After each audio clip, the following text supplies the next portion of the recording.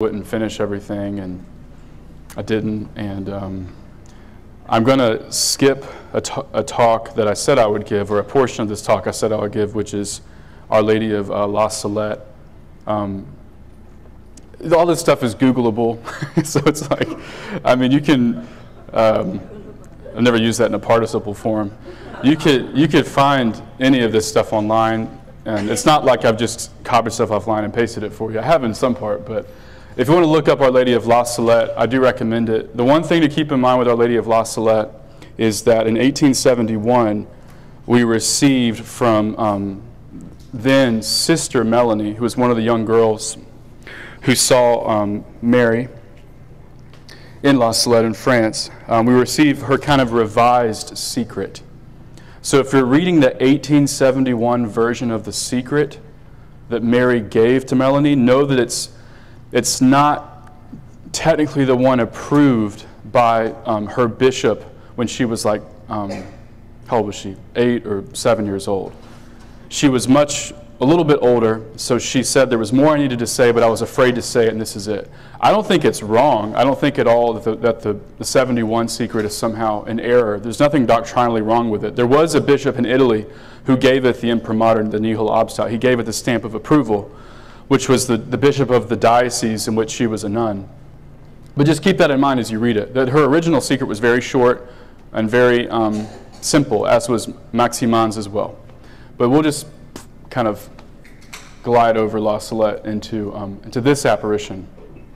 And I got, oh nice, I got,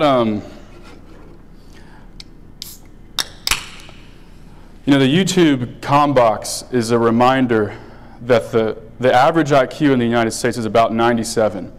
And I say that because I did a video on this and with a friend of mine, and some of the comments that in the comment section were just astronomically, or that's the wrong use of that term, they were just stupendously stupid. So it was good though, because it helped me see some things that I left out that I should have included.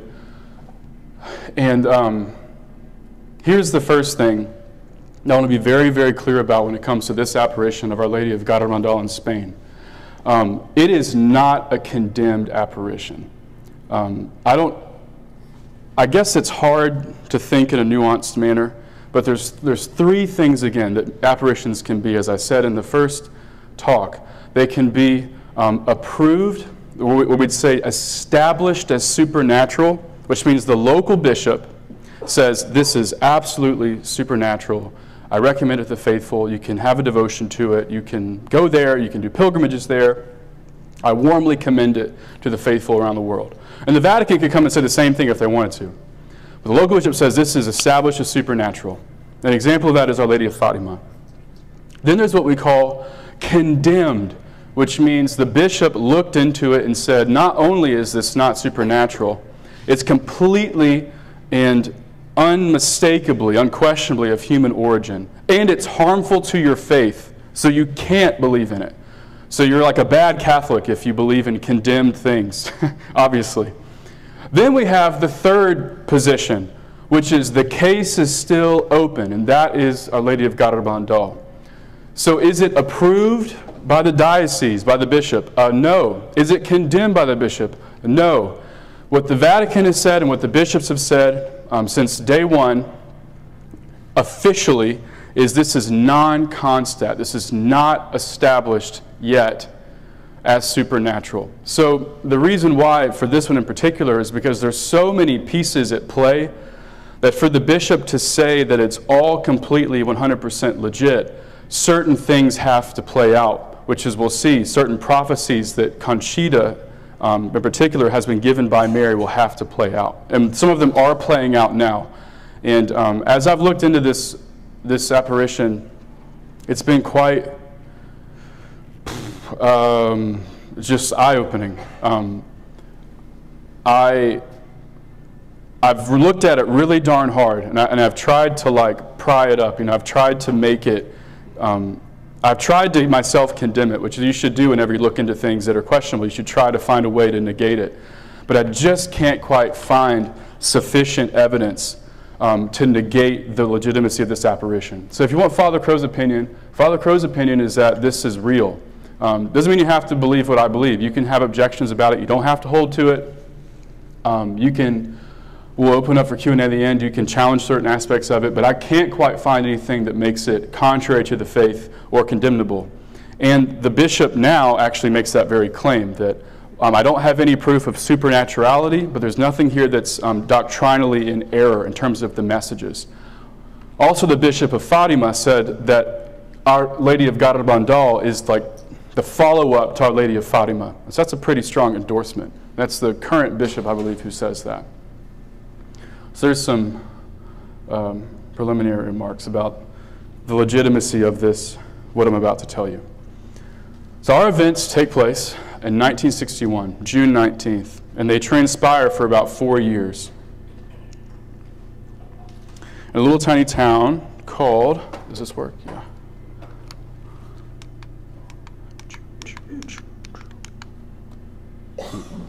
San Sebastián de Garabandal.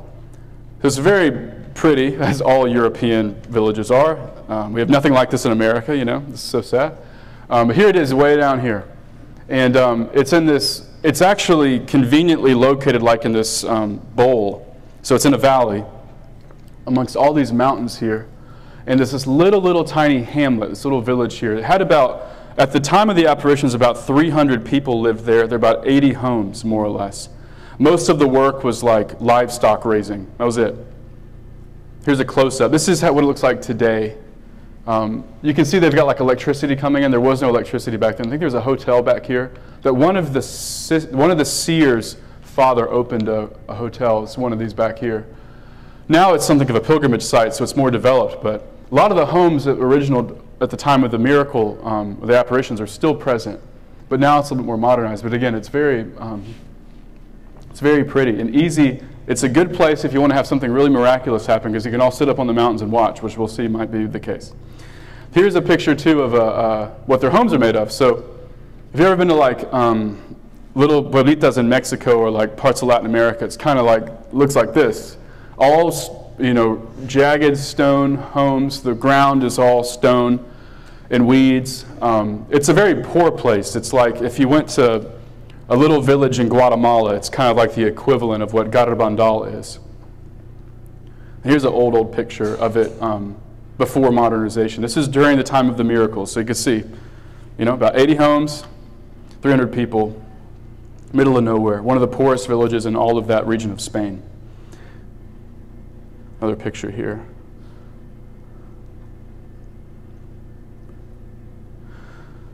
On June 18th, 1961, 4 girls who were just about their preteens, they were taking apples out of their neighbor's yard. And people will say, well, that's the first sign. It started in sin. It started in sin. It's all demonic.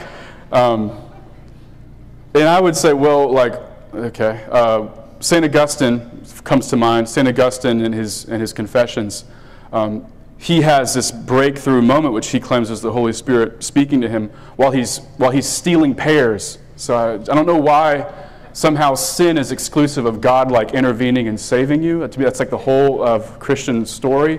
Anyway, I won't digress too much into those polemics, but these girls are stealing some apples, and they're eating them, and they're on this thing called the Cajeja, which is this walkway, which here's about where they were when it happened. It's like this kind of like central thoroughfare through the town. And they're eating the apples, and they hear this thunderclap, and they freak out, and they think, oh gosh, like the devil, he's coming for us, so we ate the apples. So they start throwing stones over their left shoulder, because the devil's on your left, right, and the angel's on your right, or Jesus is on your right, devil on your left. So they just pick up stones and start throwing them over their left shoulder, very superstitious. And then one girl, Conchita Gonzalez, she falls on her knees, and the other girls see her, and they're like, what's going on? She goes pale in the face, and this girl on her knees sees this angel. At the time, she did not know was St. Michael. He didn't say anything. He just stood there before her. And it wasn't long after that those 3 girls there, as they were freaking out, they're like, gosh, we should go get her mom. They suddenly slam on their knees as well, and they behold St. Michael the Archangel for a few minutes. Because they're little girls, and they're preteens, they're simple-minded people. They run back to the village and they tell everyone. And most people actually believed it. It's kind of crazy when you read the testimonies that we have of the case. Like, most people, including the parents of the girls, were like, yeah, I mean, our girls aren't liars. They wouldn't just make something like this up. The priest who was there, Father Valentin, he questioned them, and he was like, well, next time you see him, ask him why he came. You know, it's like very, very simple piety. It's great, you know. It's really good. And as I mentioned in Our Lady of Quito, and I alluded to in La Salette and also Fatima, these are the kind of people Mary likes the most. Simple people who don't have agendas, who aren't, you know, super theologically or scientifically or philosophically oriented or educated. Just normal people, everyday people, especially little kids. She loves little kids. Because they're not going to, it's like their perception of what she's going to say and what she's going to do isn't colored by stuff, you know, like ours is. And here are the four girls here. Here's Conchita Gonzalez here to the left, and she'll be the one who stands out the most out of the four. And this is actually a very good test of the legitimacy of what's going to unfold, is that different girls have different experiences, just like in Fatima. Jacinta, she heard and she saw Mary in the visions. But Francesco and, they're Portuguese, Francisco and other girl. Lucia, sorry, I mixed that up. Lucia, sorry, thank you. Lucia saw and she heard. But Francisco and Jacinta, they would only hear sometimes, or only see and not hear. So we have that here in these four girls, is that they didn't all have the exact same experiences in every case, and particularly Conchita. She's still alive now. She lives in Long Island in New York. Very normal girls. Here's them with a rope. I don't know. With a rope and a donkey or a cow. They're just hanging out with a cow there. Here's them playing. When the psychologists got on the scene, which they did quite quickly, they probed these girls intensely with a kind of a battery of psychological examinations. And they were very disappointed to find that they were very normal girls. And they actually found that they weren't just normal, they were somewhat mentally underdeveloped because they grew up, again, in the middle of nowhere. They weren't very educated. The priest would come in once a week and teach religious stuff. Most of their day was just spent working in the field, so they weren't very educated people. So they were not only normal, but kind of like extra normal.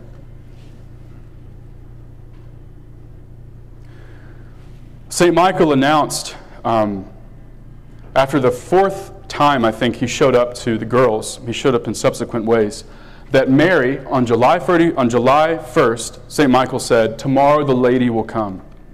On July 2nd, Mary appears, which is the feast, it was the feast of the Visitation, as Our Lady of Mount Carmel. I think that's kind of worth pausing on for a second. So you got kind of a lot of symbolism crammed into all this. Our Lady of Mount Carmel. Our Lady of Mount Carmel is rooted in primarily the story in which Elijah slays the priests of Baal in the Old Testament. The priests of Baal, they worship Baal. Baal's a demon. He's an actual demon. We've dealt with him in cases of people who are possessed. And he's like, yeah, I'm the same guy that, you know, back then in the Old Testament. So real demon, real spiritual entity. Well, Elijah conquers these priests. I'm really kind of speeding up the story, in this place called Carmel. And there's this religious order that has their roots going back to that location. And I don't want to spend too much time on this, but basically Mary appears to a monk in about the 12-ish hundreds, I think, and she bestows upon that monk a brown scapular. And a scapular is what it sounds like. It covers your scapula, so it goes over your shoulders and down the front. And originally it was like a full habit, and most monks now have a scapular that they wear that goes all the way down. It's like a big rectangular cloth with a hole in the middle that you put on, covers your front and your back. What it evokes is, first and foremost, is protection. It's something that covers the most vital parts of you. It covers your front and then your back, which is good because you don't know what's behind you. And when you do the blessing of a scapular, it's very clear that what the priest is doing is he's putting something on you to protect you from what the blessing says, the spears or the darts of Satan. So it's like an armor that you're putting upon yourself. And now we have the Carmelites. They all kind of trace their lineage back to this original event where Mary appeared and gave this monk this scapular. And I'm missing a lot of details in this story, but it's not really that important. What I think is important is the theme of spiritual warfare being evoked by Mary's very first appearance. The scapular I've experienced is the most hated of all sacramentals by demons. It's the first thing they try to rip off when a session starts, or it's the first thing that if you're possessed, you'll find weirdly strangling you in the middle of the night, or the first thing that will stop burning your skin if you put it on is the scapular. More so than the St. Benedict medal, more so than a crucifix, more so than blessed oil, salt. Demons hate the scapular, the brown scapular in particular. So here she is. She appears on July 2nd to the four children. And here's how Conchita describes it. We have her diary, which is just great. So here's what Conchita says. She would have written this, I think, about 1965 through 68. So she would have been in her teen years still. The Virgin Mary comes. Here's what she looks like. She was wearing a white robe, a blue mantle, and a crown of golden stars. You can't see her feet. Her hands are open, and there is a scapular in her right hand. The scapular is brown. Her hair is long, a dark chestnut brown color, wavy and parted in the middle. Her face is somewhat elongated. Her nose is also somewhat long and fine. Her mouth is very beautiful. She has slightly full lips. The color of her face is tan, but much lighter than that of the angel, different. Her voice is very beautiful, very unusual. I don't know how to explain it. When I've heard people who've said that they've heard her talk, it's the exact same description. It's like a woman's voice, but it's like at a pitch and in a tone that I just never heard before. It's like seeing a color you've never seen before. You know it's a color, but you're not really sure quite what it is or where it fits. There is no other woman who resembles the Virgin Mary, either in her voice, well, there you go, or in anything. Sometimes she carries the baby in her arms, the baby Jesus. In Spanish, it's El Niño, which is the baby Jesus. He's very small, like a newborn baby with a round face, the same color as the Virgin Mary's, because, well, that's her son. He has small mouth, and his hair is slightly long and curly. He has small hands. I like that comment. He has small hands. He is dressed in something like a blue tunic. Very simple description from Conchita of Mary in this apparition. And here's the best picture I could find that's not corny looking. So the girls also had a conversation with her wherein they asked her, how old are you? And it's kind of funny. She told, I think it was Mary Lowly, one of the girls. Mary said to Mary Lowly, I'm 6 years more than you. And she was like, oh, so you're 18? She's like, yes, I'm 18. It's just funny how in a lot of the stuff that we have recorded of when they spoke back and forth after the ecstasies, it's very playful. And the girl said that apparitions are just stuff like that. Mary just talking with the kids about everyday things, which is very educational because it tells us the kinds of things that Mary cares about, the things that we think that God and Mary don't really care about. But she was about 18 years old in these apparitions.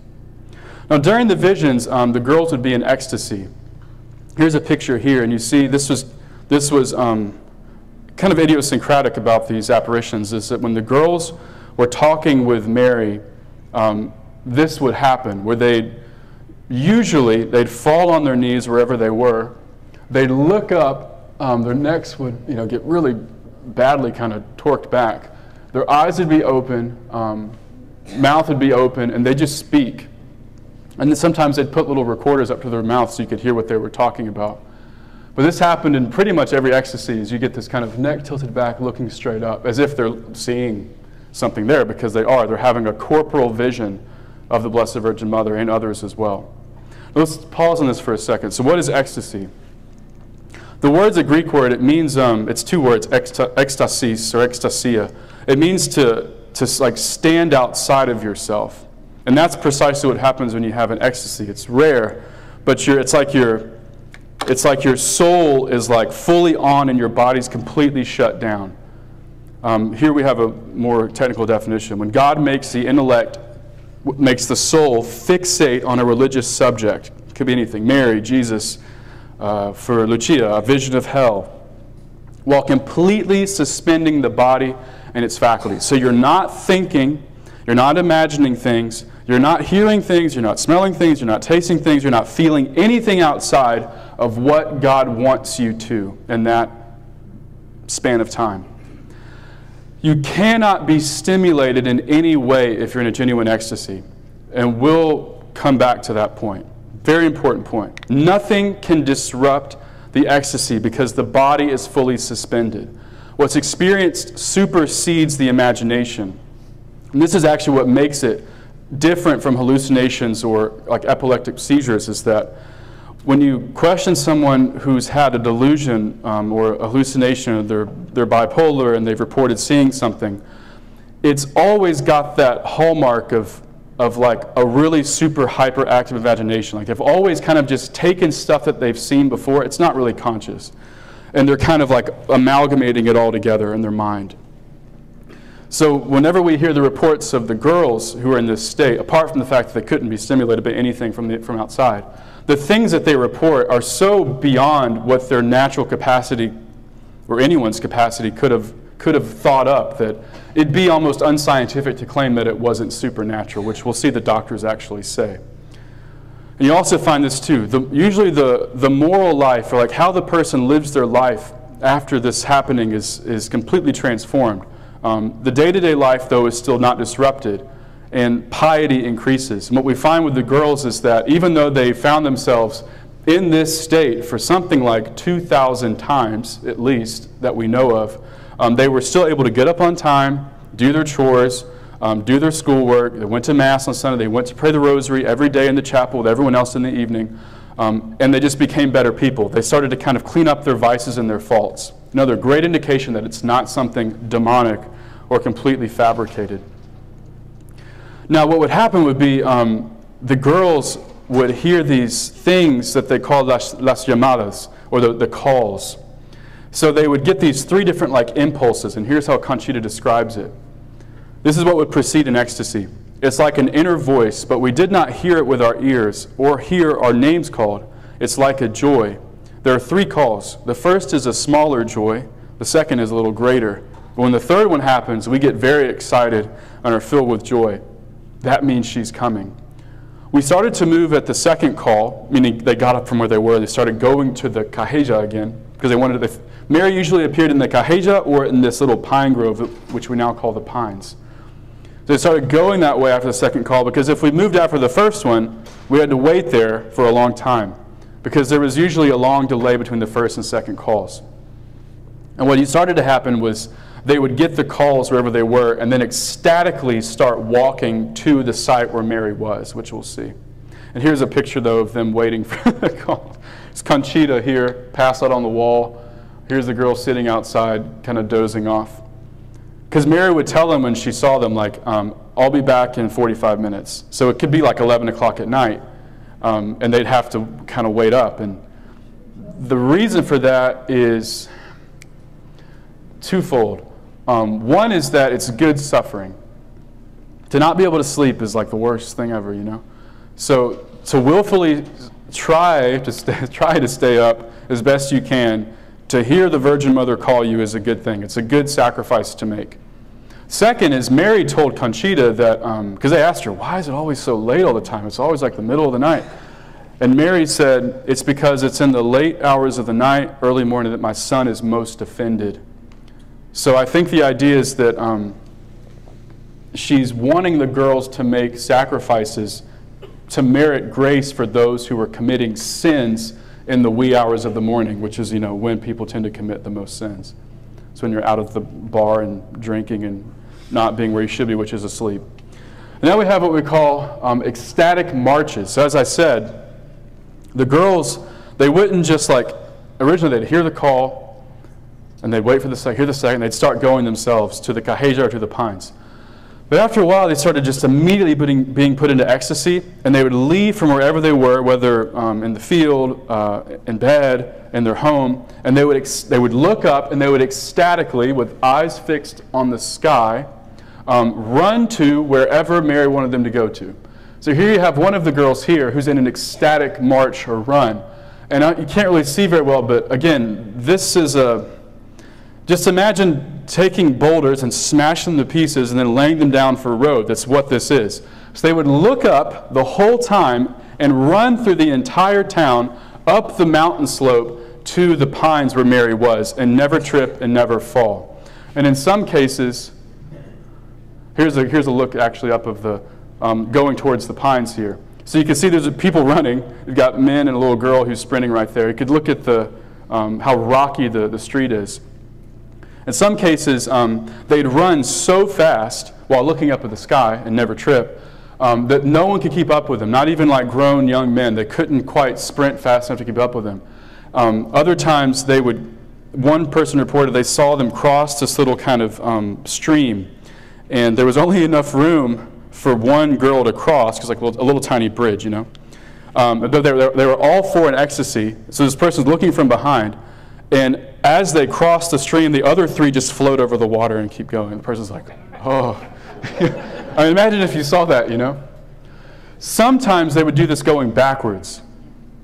They would run up a hill, a very jagged, rocky hill backwards, looking up at the sky and not fall. This happened thousands of times. Here's some more little clips. So here's them coming down or going upstairs, I'm not sure, with their faces directly, you know, straight up. Here's them looking straight up, walking down the street. People at this point are just used to it. You know? They're like, they also had ecstatic falls. If it looks kind of creepy, it's because it is. So what would happen would be, after they would fall on their knees, sometimes they would fall either on their side or on their back. And if you look at this picture here, she's actually not touching the ground. If you can get the right percent, I know again you're looking at it on a projector screen that's very cheap, but like if you can get her hair is not, her head's not touching the ground here. So she's on her knees completely torqued backwards. Or here, they've fallen on top of each other. People said they looked like sculptures when they fell. And when they fell, one guy said it's like falling like looking at like mist fall upon a field. It wasn't like this torturous kind of like quick fall. It was this very coordinated, slow, graceful fall. No matter where they fell, no matter what they were wearing, they were never exposed. That's another thing they noticed. It was like, it's so strange. Like some cases they're like wearing skirts, but it was never indecent. They were always completely covered in every way. Here you have the girl holding a crucifix. And what we'll see is that it's very common, if you look at, there was some film of this actually, the girls would hold up a crucifix and they'd say Mary would kiss it, and they would pass it out to people that Mary said to show it to, and the person would kiss it. But we'll kind of we'll get to that in a second. Man, I wish it worked, that's okay. This was also quite incredible, as they would, you know, people start finding out this happens for like 4 years straight. And I'm not going to barely begin to cover everything that happened because there's so much that happened in 4 years. I'm kind of hitting this thematically, but people would just leave piles of rosaries and scapulars, crucifixes, wedding rings, all kinds of, it's like our fridge back here in the sacristy, but wait, no, 1,000 times more, for Mary to kiss and to bless. And what would happen would be the girls, they'd wake up in the ecstasy, they'd grab all this stuff, again, looking up at the sky, and they'd run to wherever Mary was, and then they'd proceed to untangle each and every single rosary or scapular or whatever chaplet that they were given, have them kissed, and return them to each and every single rightful owner. Wedding rings, scapulars, rosaries, chaplets. I mean, it would take me like a week to undo that, you know? I'd make Debbie do it probably, or someone.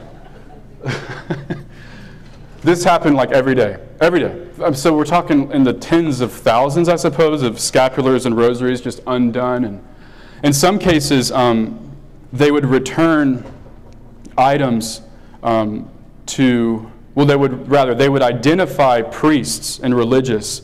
If priests and religious showed up not wearing clerical garb, they knew exactly who they were because Mary told them. In some cases, the priests who were present, there's some Jesuits there that were present back when Jesuits were, worth something, but and doing their job, of like doing rigorous theological investigation and not just making things up and spouting heresies all the time on Twitter. But in some cases, a priest would be present kind of in a vocational crisis, and he would say something in his mind like, Mary, if this is real, make one of these girls stop the ecstasy right now and walk up to me and make me kiss the crucifix. And it would like happen like that. As a kind of way to wake the guy back up and remember that God's real, his priesthood's real, put your clerics back on, go back to your diocese and do your job, So here's a few quotes from some people who were involved in investigating this. As you would imagine, the bishop established a committee of people to go investigate what was happening in Garabandal. And he sent several scientists, many of which were not religious people. And what's convenient is that the bishop didn't like it from day one. And he wanted to find a way to condemn it. And heck, maybe he should have. But the problem was that the first committee that was established by the bishop was completely undone years later by the committee's head, who admitted that the whole committee was a complete sham and that it failed scientifically because it presumed the negative from the outset. It did not go in open-mindedly or objectively into this whole situation, which is Dr. Morales here at the end, which we'll read his comment at the last part. But here's some things to note. As I said, one of the tests of ecstasy is that you cannot be stimulated by external stimuli. And the girls were subjected to all kinds of tests. They would burn the girls while they were in ecstasy. They'd hold matches to their skin. They'd prick them with needles. They'd stab them with needles. They'd pinch them. I think one of the pediatricians picked up, I think it was Conchita, about a meter off the ground while she was in ecstasy and dropped her. And Conchita writes that people, she didn't remember it because she was in ecstasy, that people said that it sounded like all of her bones just broke in her legs. But when the ecstasy was over, she gets up and there's nothing, there's no damage done. And there was never any damage done to their knees from when they fell on their knees in ecstasy. But everyone there heard the thuds, said it was hard to listen to because it's, rocky, rocky ground. And, just your bare knees just falling on the ground. Never had any knee damage to any of these girls. They had sand thrown in their eyes because their eyes would be wide open the entire time. No reaction. They had lights shined right into their pupil. No reaction. Their pupils would actually dilate right when the ecstasies began, which is curious because, as you know, the pupil dilates when there's light. I think it's a contraction of the muscle, right? So here they are in the middle of the day. All of our pupils are probably about at the same dilation right now. But imagine if suddenly yours just dilated all of a sudden as if you had a blinding light shine into your eyes. That's what would happen to the girls in ecstasies began. But there was no visible light to trace the dilation to. Here's what the neuropsychiatrist, Dr. Pusernau, these all guys have weird Spanish names, said. I have taken into consideration, pondered, and carefully observed the events and have reached the following conclusion. There has never existed, nor does there exist, any acting cause for what is happening in Garabandal other than the Most Holy Virgin. Dr. Celestino Ortiz is a pediatrician. To keep silent would be true scientific cowardice. We do not find any convincing explanation for such phenomena. And Dr. Luis Morales, who was that psychiatrist I mentioned, who set out to disprove this thing from day one. Years later, he's given permission by the bishop, this is in the 70s, I believe, to go into a university campus in a conference and announce this. If today I am here and I have spoken about the Virgin of Garabandal, it has been because she, Mary, has made my viewpoint change, and I do it with permission from the ecclesiastical hierarchy. So the very man who was responsible for this whole apparition immediately being dismissed by the diocese and by many people came out to say, I was making it all up. And Mary's convinced me of it over time.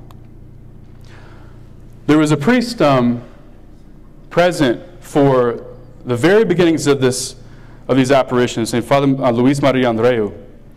And Andreu was Father Andreu was a good man. He was reported to be a very holy priest. He was in his mid-30s. He was a Jesuit. He taught theology at a university in the area. Everyone liked him. And he was sent by the bishop to look into what was going on. And what we find with Andreu is one day he shows up, he and his brother were there, Father Ramon, and they submitted this to a test. We have one of these tests recorded by Conchita, everything that was going on. One day, Loli and Jacinta had an apparition during the day at the Pines. This is Conchita talking. Father Luis and his brother, Father Ramon Maria, when they saw the girls in ecstasy, they began to believe. When a short period of time had passed with the girls in ecstasy, Father Ramon thought, if this is true, so this is Father Ramon at an ecstasy, sitting there thinking in his mind, if this is true, let one of the girls stop having the vision now. And immediately, Loli's vision left her. After a few minutes, the Virgin appeared to her again. The priest admitted that this was a test. So, you know, here's Father Ramon, brother of Father Andreu, praying to Mary, saying, Mary, I need something firm. I'm going to make a prayer to you in my mind, in my imagination, and do it. Do what I want you to do. And bam, she does it for him to give him the certitude he needs to believe. On August 8th, this is, not very long after the first apparition of Mary, July 2nd, right? The four of us, this is Conchita talking again, Loli, Jacinta, Maricruz, and I had a vision. Many people were there, and among them were Father Luis Maria Andreu. It was already nighttime when the Virgin appeared to us that day. At the end of the rosary, which Mary would often have them pray, and she taught them how to pray it well, which was usually slower than they usually did, the four of us were in ecstasy, and we began to walk towards the Pines. When we arrived there, Father Luis Maria Andreu said, Milagro, milagro, milagro, milagro, as he was looking upwards. We saw him ourselves in the ecstasy, which was the first time I'd ever seen anyone besides Mary in the ecstasy. We have a picture of this very event, which is kind of crazy. There was someone standing at the right place at the right time. And here's the four girls here, and there's Father Andreu kneeling down next to them as he shouts, miracle, miracle, miracle, miracle. And we'll come to see what that means. Well, Father Andreu, in the early morning, gets in the car to head back to town. And I think he says these nice words here. Yeah. As he's in the car, he's just basking in what happened. He says, I feel truly filled with joy, with happiness. What a gift the Virgin has given me. We are very fortunate to have a mother like her in heaven. There is no need to be afraid of the supernatural life. The children have taught us how to act toward the Virgin. I cannot have any more doubts. Why has the Holy Virgin chosen us? Today is the happiest day of my life. As he said those words, he put over his head to the side and he died in the car. And here's the pictures from the funeral of Luis Andreu. And he was 36. He had no heart conditions. He was an athletic guy. Again, no medical history of anything being wrong with him. We surmise later that he died from his body couldn't contain the joy that his soul, or couldn't deal with, the joy that his soul was experiencing and seeing El Milagro, which we'll talk about later in this talk. So he was given a vision of something to come, and it killed him. It was so stupendous. Many times the girls were in ecstasy, I guess basically every time really. They would receive invisible communion. Conchita said that once this all started, not a single day passed that they did not receive communion from the angel, from St. Michael. But she said we would only receive communion if the priests weren't around. If there was a priest in town who was offering Mass on a Sunday, for example, we'd just go to Mass and receive communion. But if the priest wasn't around, Mary wanted to make sure we received communion every single day. And here's pictures of them receiving communion in ecstasy. It's a little bit long, but it's really kind of important, I think. Here's Conchita talking about them receiving communion. At the beginning of the apparitions, the angel St. Michael gave us unconsecrated hosts. We had eaten shortly before, but he gave them to us just the same. He did this to teach us how to receive communion. So St. Michael the Archangel brought unconsecrated hosts from somewhere, probably got them out of rectories or sacristies that weren't being used, unconsecrated, right? And he would practice with the girls how to receive communion. Here's what he would teach them to do. I think we have it, in the next paragraph we'll see what he taught them to do. One day he asked us, St. Michael, to go to the Pines in the morning without eating anything and take a little girl with us. Curious. We took along a little girl and did what he asked us to do. My thought is that St. Michael wanted this to be witnessed by a third party. When we reached the Pines, the angel appeared to us with a goblet that looked like gold. He said to us, "I am going to give you Holy Communion, but this time the hosts are consecrated. Recite the Confiteor that I confess." And if you remember the Latin Mass prior to 1970, or 65 really, after the priest would consume at the altar, the people with the server would do the Confiteor out loud. And then the priest would turn and he would say, "May Almighty God," in English, he'd give an absolution to all the people. Then he'd go back and he'd just start distributing communion. So he told them to do the Confiteor before they received communion. That's what he's doing there. We recited it and then he gave us Holy Communion. Afterwards, he told us that we should give thanks to God. When he had done this, he told us to recite with him the prayer, Anima Christi. That's kind of cool, the Soul of Christ prayer. This we did also. Then he said, "I will give you communion again tomorrow," and he went away. When we told this to the people, some didn't believe, especially the priests, because they said that an angel can't consecrate, which is obviously true. When we saw the angel again, we told him what the people had said, and he answered that he took hosts already consecrated from tabernacles of the earth. Afterwards, we told this to the people, and some doubted it. He gave us communion over a long period of time. This is the same thing that would have had to happen, by the way, with like Catherine of Siena. Anyone who's received Holy Communion outside of the context of Mass, technically speaking, every host they consume, whether made visible or invisible, would have to come from a tabernacle, from hosts that have already been consecrated by a priest, because only a priest can confect the Eucharist. An angel can't, but only Christ can, and Christ does it in the priest at Mass. One time someone asked Conchita about what's the significance of the Eucharist. There's a lot about the Eucharist in Garabandal. Like there's these miraculous communions every day. Like what is it about the Eucharist that's so important? And here's what Conchita says. When being asked, like, did Mary ever tell you anything specifically about the Eucharist? She says, I don't know, or rather yes, but not properly about the Eucharist. But she gave us many examples. For instance, she told us about the worth. Here the Spanish is el valor, like the value or the worth of a priest. She compared him with an angel and said that if we saw an angel in a priest, we should acknowledge the priest first or fall on our knees in front of the priest rather than the angel. So you're all welcome to do that. She told us that it was because the priest consecrated the host. He gave us Holy Communion because he held Jesus Christ in his hands and the angel did not. Yes, she talked to us in this manner about this on various occasions. She also told us that it was a greater grace to receive Jesus in Holy Communion than to see her. Over time, the girls, after about a year or so, the girls were kind of bartering with Mary. They're like, Mary, there's people coming, the message is spreading, but people still don't believe. We want to have something happen that will help people believe.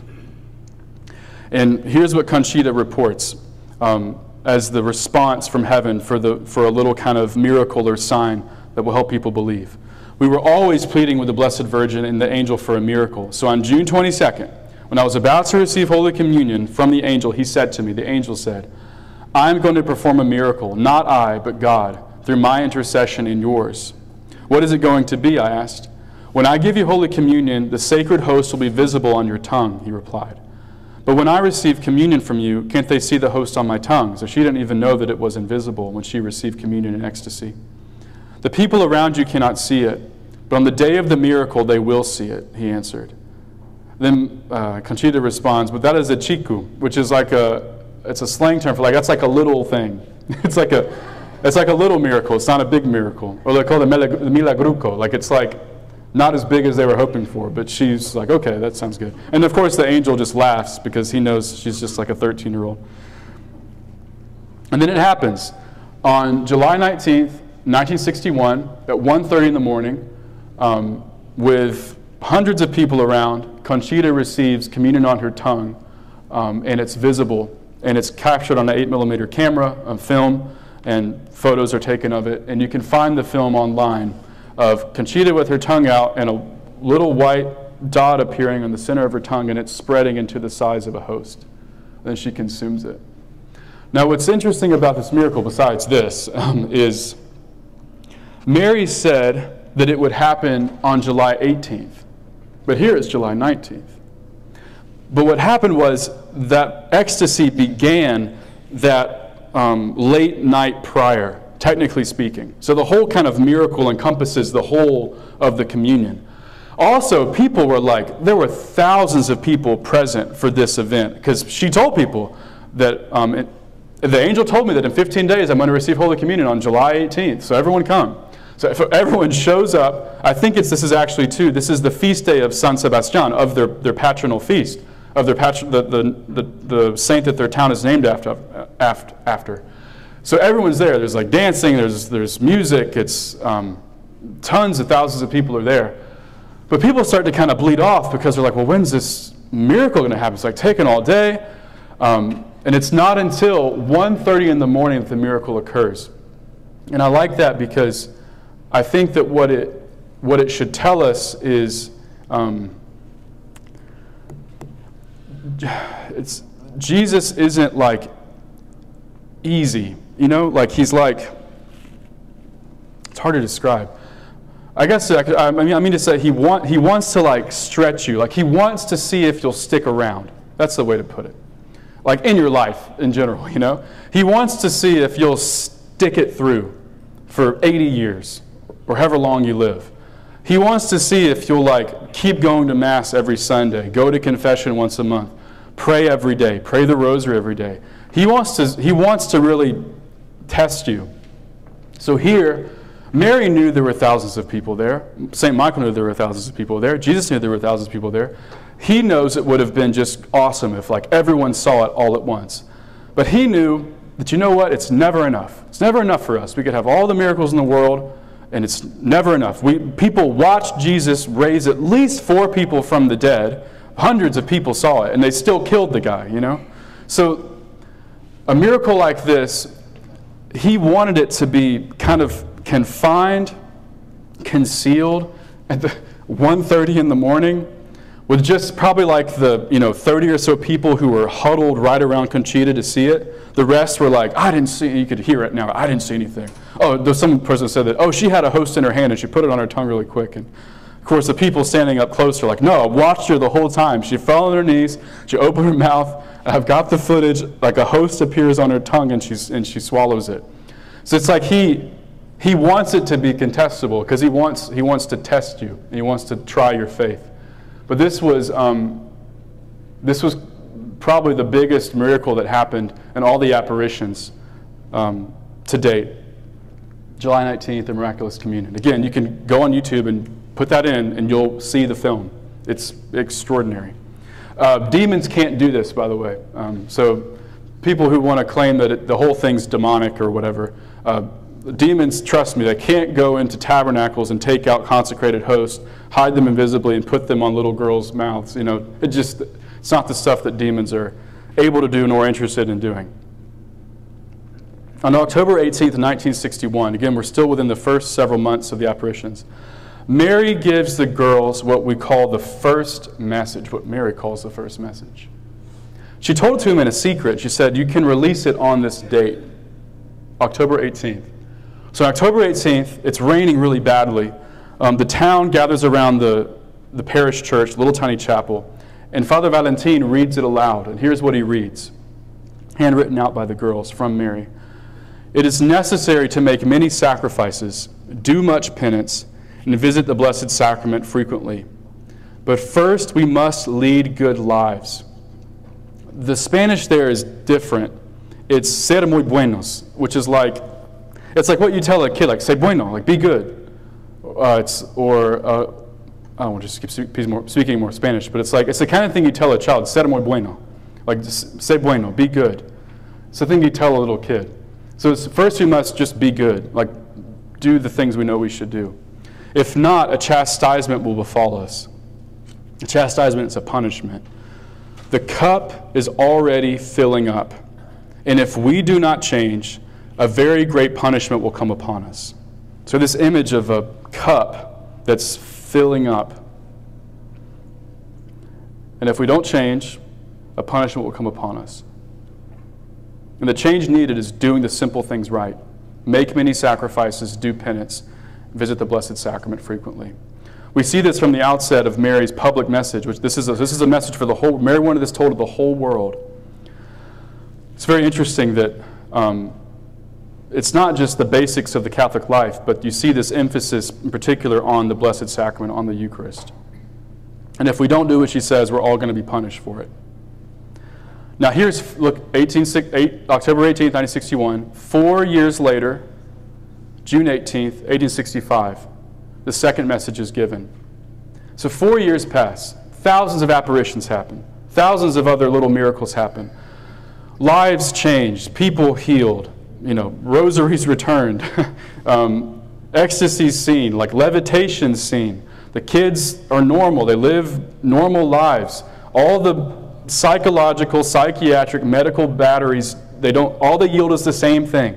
They're normal girls. The causes at play are supernatural, not natural. And here's what Mary says in her second message. Since my message of October 18th has not been complied with and has not been made known to the world, I advise you that this is the last one. Before, the cup was filling up. Now it is overflowing. And here's the real hard part. Many cardinals, many bishops, and many priests are on the road to perdition and are taking many souls with them. Perdition is hell. Ever less importance is being given to the Holy Eucharist. You must turn the wrath of God away from you by your efforts. If we ask pardon with sincere hearts, He will forgive us. I, your mother, through the intercession of St. Michael the Archangel, ask you to amend your lives. You are already in the last warnings. I love you very much. I do not want your condemnation. Condemnation is hell, by the way. Damnation, it's hell. Ask us sincerely. Ask us. Ask heaven. We will give it to you. You must make more sacrifices. Think of the passion of Jesus. So here it's really kind of ratcheted up a bit. 4 years have passed, and the apparitions or the goings-on in Garabandal are not being made known. And this frustrates Mary, because Mary's message to the world at this time is very simple, which is do the basics of the Catholic life well. You also note that at this point in history, what's occurring? What's the major ecclesiastical event occurring? Second Vatican Council. It's curious, here's some editorialization. So it's reported that the third secret of Fatima was meant to be released 1960. And the Pope was supposed to read it and make it public. And that wasn't done. I wonder if the third secret, and many others smarter than me have wondered too, doesn't pertain to this, to a condemnation of the clergy, first and foremost, cardinals, bishops, priests, all the way down, and the coming of a chastisement if we don't get our act together. And I think that it's a little inopportune for someone like John the 23rd, who was the Pope in the early 60s, to release a message of such heavy condemnation at a time just when he's about to open the Second Vatican Council, which is meant to be this kind of, as the phrase is so overused, a new springtime in the church, right? He's going to renew the church, the phrase of the day was raise the bastions. Like the image of like a church is like this walled up fortress. We got to knock the walls down and go out to the world. And as Bishop Barron says, Christify the world. It's a great idea. It really is. Like it's really good. It's not bad in its content, you know. But that just didn't happen at all. As I've said many times, the church has declined in every measurable way. Baptisms, marriages, confirmations, Holy Communion. There's more divorce, less people believe in the Eucharist. All of our laws have lightened on abstinence or fasting. We lost like 10,000 priests in 5 years in America alone. We've lost over 70,000 religious. Schools are closing, hospitals are closing, orphanages are closing. We just closed our last one in Mobile here that was built by sisters long ago, St. Mary's Home. Everything's not good. I just want to if you don't know that, I don't mean to just be the harbinger of bad news, but it's just stone cold reality. Things are not good right now in the church universal. And it seems like Mary, here she comes a year later after when that third secret should have been released to warn us of this. And she's like, well, I'll just maybe do this myself through these 4 little shepherd girls and these little, village girls and get this same message across. And if we have time, we'll see this same message picked up again, Our Lady of Akita in Japan in the 70s. But this is the second message for the world. So let's look at, again, I'm going thematically because I can't do this whole thing chronologically. I wouldn't have time. Let's look at Padre Pio's role in Garabandal. What you see here is a letter written by, this is a handwritten letter by Padre Pio to the girls in Garabandal, next to his face there. Here's the envelope in which the letter came, and the reason why this is important is because it had no return postage. But we do see that it's from Foggia. Foggia is the region where San Giovanni is, Rotondo, where he was a monk at. So we know it came from Padre Pio, but had no return address. But here's Conchita Gonzalez, the main seer of Garabandal, right? And San Sebastián de Garabandal and Cosio, the region. And here's the contents of the letter. This is in 1962. This is a year after the miracles or the apparitions have begun. Dear children, this morning at 9 o'clock, the Blessed Virgin Mary spoke to me about you. Dear children, and your vision. She told me to tell you, O blessed girls of San Sebastián de Garabandal, I promise to be with you until the end of time, and you will be with me until the end of the world, and then in the joy of heaven. I'm not sure if that's Pio, talking, or if that's like Mary saying, tell the girls what I'm saying, like dictating it. I'm not sure, but either way, it's a nice thing to say. Attached to this letter is a copy of the Holy Rosary of Fatima, which the Blessed Virgin ordered me to send to you. Curious? The Blessed Virgin has dictated this rosary, and she desires it to be made known for the salvation of sinners and to preserve humanity from the worst punishments that the good God is threatening it with. My recommendation is this: pray and encourage others to pray, because the world is on the way to hell. They do not believe you, people, do not believe you, the apparitions, or your conversations with the White Lady, but they will believe when it is too late. So Mary appears to Pio and tells him to write this letter. Very curious. What's really cool is that when the girls get this, because they're from the middle of nowhere, they had no clue who Padre Pio was. So, here's Conchita's response to Pio. This is, 13-year-old Conchita? So I remember that I received a letter in the mail that was addressed to me and the other 3, Jacinta Mariloli and Maricruz. They asked me what it was about, but since it was not signed, I kept it in my pocket until I saw the Blessed Virgin later that day. When she appeared, I showed her the letter and asked her who it was from. And Mary told me it was from Padre Pio. As I didn't know who Padre Pio was, like the one person who doesn't know who Padre Pio is in the 60s, right? I didn't ask any more questions. After the apparition, I told the people about the letter. A seminarian who was there explained to me who Padre Pio was and where he lived. So I wrote to him saying that when he visited my country, I would like very much to see him. He answered me in brief in a letter saying, do you think I can go up the chimney? I was only 12 years old at the time, and I had no idea what a cloistered monastery was. And that is not Johnny Appleseed. That is just a thing I never managed to take off. There we go. So this is her looking back on what she wrote back to Pio that, hey, it'd be nice, thanks for writing the nice letter. When you come to visit, you can come stay with us or something, You can stay in my mom's guest room or something like that, And she doesn't know who he is, and she doesn't know he's a cloistered monk. So that's his little quip back to Conchita. Now, what Garabandal is mostly known for, sadly in a way, is not those two messages that I shared with you, but what we call the warning, the miracle, and the chastisement.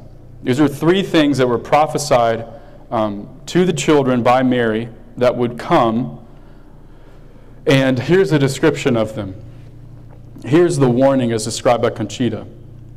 Here's what Mary kind of told her.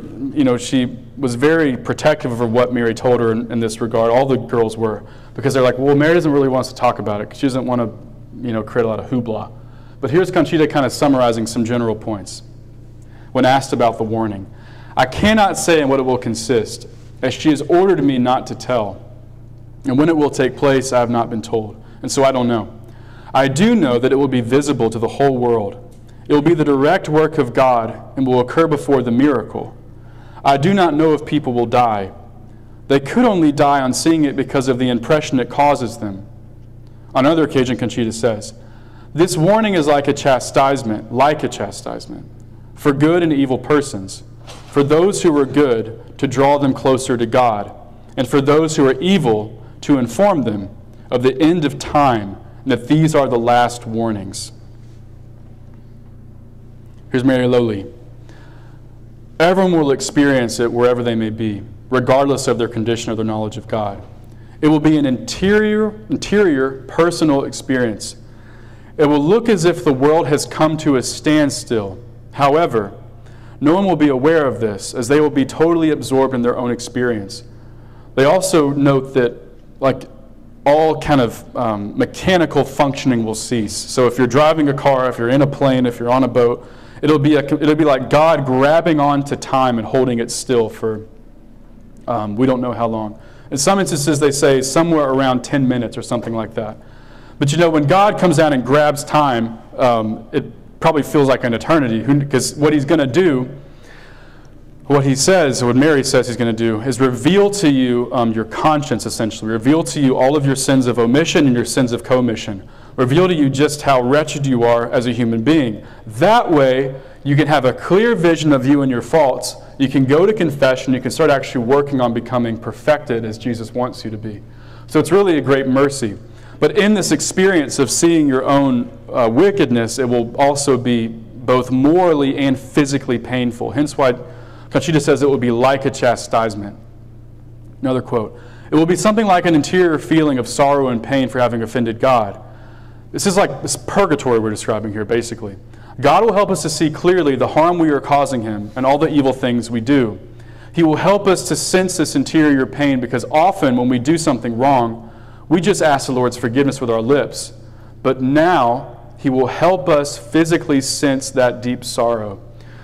This is something you find in stigmatists, is that stigmatists, if they pray for certain people who are either in mortal sin, or if they're stigmatists, people who have the wounds of Christ, right? The hands, the feet, side, head, back, shoulder. They'll feel the wounds will increase in intensity in proportion to the gravity of the person's wickedness, or the gravity of the person's illness, or their affliction if it's demonic. So this idea that Christ is now, yes, glorified, ascended into heaven, as we commemorate today on Ascension Sunday, I guess. Glorified today.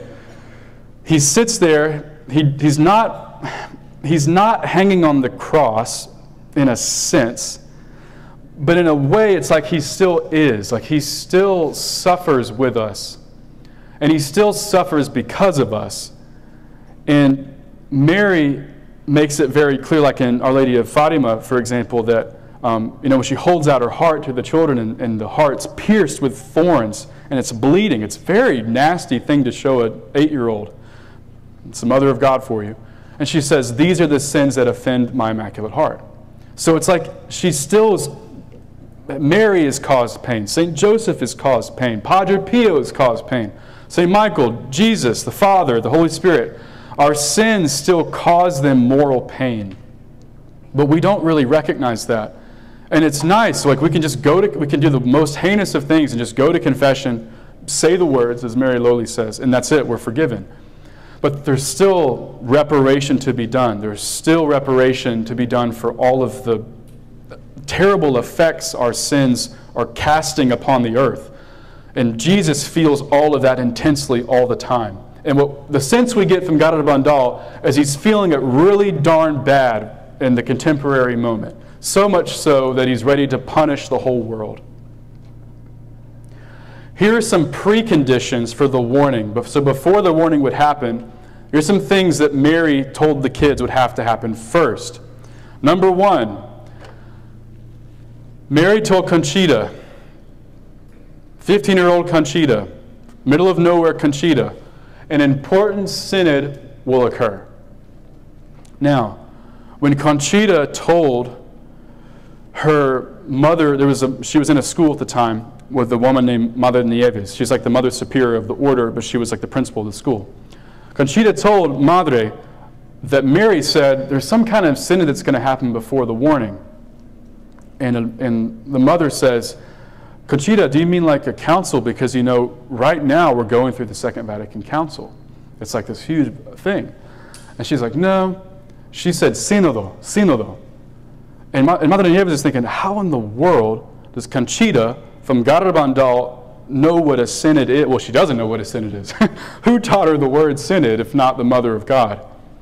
It's very curious. So this is quite a prophecy to make. It's a very hard data point Mary drops on this young girl. As I'm sure you know, there is a synod happening right now, embarrassingly called the Synod on Synodality. If it sounds dumb, it's because it is dumb. And synods weren't really a thing until it's a post-conciliar reality. It's this idea that like bishops will come together routinely and talk about stuff. The church has always been very careful about just meetings. Meetings are terrible, you know that. Meetings are any business meeting you've ever been to, it's just, it stinks. You know, it's the worst thing ever. It's awful. It's usually a complete waste of time. It's like this all could have been handled in an email. The church knows that if you get together all the time and are always like ping-ponging ideas back and forth, it's kind of like a perfect circumstance for problems to arise. So the church is always called meetings of bishops only when problems arise. We don't just get together, sit around a round circle and start considering if homosexuality really is that big of a deal. Or considering if, yeah, maybe we can have women preach at Mass as the precursor for ordination to the diaconate. Or maybe it's not a big deal if a priest is married or not. I mean, probably some of the apostles were married, right? Or maybe there is no real difference between like a bishop and a layperson, like, I'm just as much a child of God as you are, blah, blah, blah, blah, blah. It's all completely heretical and it's nonsense. But it's the very same stuff that's being discussed right now on an international level in the Synod on Synodality.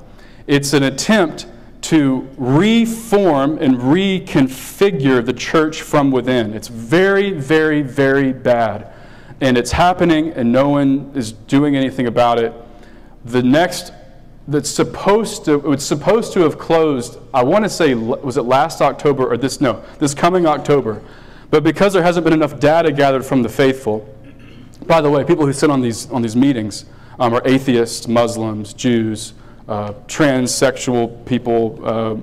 It's really strange. There's this attempt to want to cull together not just unfaithful Catholics, of which there are many, of which there are legion, but also just unfaithful atheists and non-believers in general, people who are completely opposed to the faith, openly atheist, to put them on these committees and rediscuss, rehash out doctrine and dogma. So this meeting is supposed to conclude next year now, October 2024.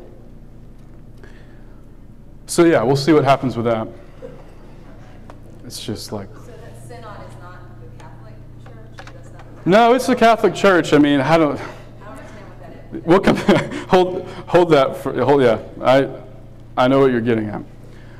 Mary also said that communism will spread throughout the whole world, particularly Europe. You know, Our Lady of Fatima, Mary says, the errors of Russia.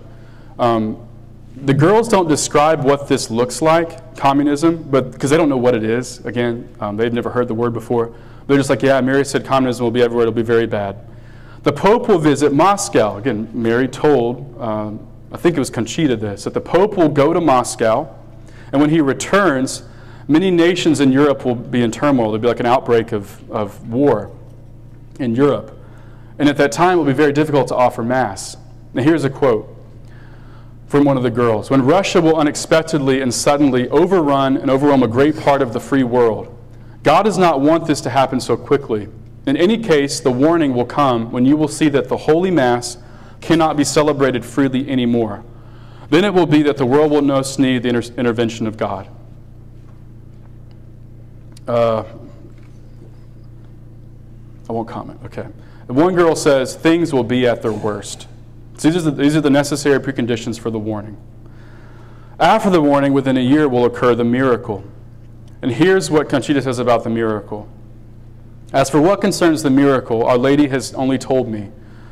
She has forbidden me to tell in what it will consist. I cannot tell the date until 8 days beforehand. So Mary will tell Conchita 8 days before the miracle that it's going to happen in 8 days.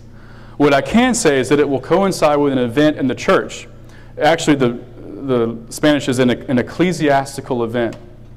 And with the feast of a saint who died as a martyr of the Eucharist. Very specific. It will be at 8:30 p.m. on a Thursday. It will be visible to all those who are in the village in Garabandal and the surrounding mountains. The sick present will be cured, and the incredulous, the non-believers, will believe. It will be the greatest miracle that Jesus has done for the world. And there will be no doubting that it comes from God, and that it is for the good of humanity. A sign of the miracle will remain forever in the pines. It will be filmed and televised from wherever it takes place. So here's what's really striking about this. What Conchita is saying is that Jesus is going to effect some kind of miraculous something in that little pine grove where the girls often saw Mary. She says it's something that you can see, but you can't like feel it. She says it's not feelable. It's not something you can actually touch, but you can see it. And as I mentioned, Garabandal is in that giant dome. It's in a big valley. So it's very propitious that it be located right where it is, that little pine grove. She says that all those who were there, if they go, will be cured of any disease that they have, and unbelievers will be healed of their atheism. Here's some notes that pertain to the miracle. It will happen within 1 year of the warning. It'll happen on a Thursday, as she said, at 8:30 p.m. on the feast of a martyr, saint of the Eucharist. Everyone there will be cured. She also said the Pope will see it from wherever he is. So if the Pope's lying in his bed in the Apostolic Palace and it's 2 in the morning, he'll somehow still see it. Conchita will be told 8 days before the miracle will take place. This is shocking. Father Luis Andreu's body will be exhumed the day after and found to be incorrupt. Russia will be converted. I think that means from Orthodoxy, which is schismatic, to Catholicism, which just would be shocking. And then here's what Conchita says, a little quote. The sign that will remain forever at the Pines will have never been seen before on earth, and is something we will be able to photograph, televise, and see, but not be able to touch. She also said that it's going to persist until the end of time. So whatever Jesus does in that pine grove, whenever it happens, Conchita's about 75 now, so if this whole thing holds, then it would be, I guess, within 20 years, that it's going to be there, not just for a few days or a few months or a few years, but until the end of time, the second coming. The girls were also told of a chastisement. Chastisement means a punishment. They called it el castigo. Our Lady made us see how the great chastisement for all humanity would come and how it comes directly from God. In a certain moment, not a single motor or machine will function. A terrible heat wave will come, and men will suffer a burning thirst. Desperately they will look for water, but with the intense heat it will evaporate. With this, there will enter into the people a desperation, and they will attempt to kill each other. But in those moments, their strength will fail, and and they will fall to the ground. God then will make them see that it is He who directly has permitted all this. This is an interesting point. There's different types of punishment from God. There's natural chastisement and supernatural chastisement. Natural chastisement, coronavirus, natural chastisement for you right there. Supernatural chastisement, the flood. Fire raining down from heaven upon Sodom and Gomorrah. Not natural, not normal. War is a natural chastisement. Political unrest can be a natural chastisement. Your whole job falling apart could be a little personal natural chastisement.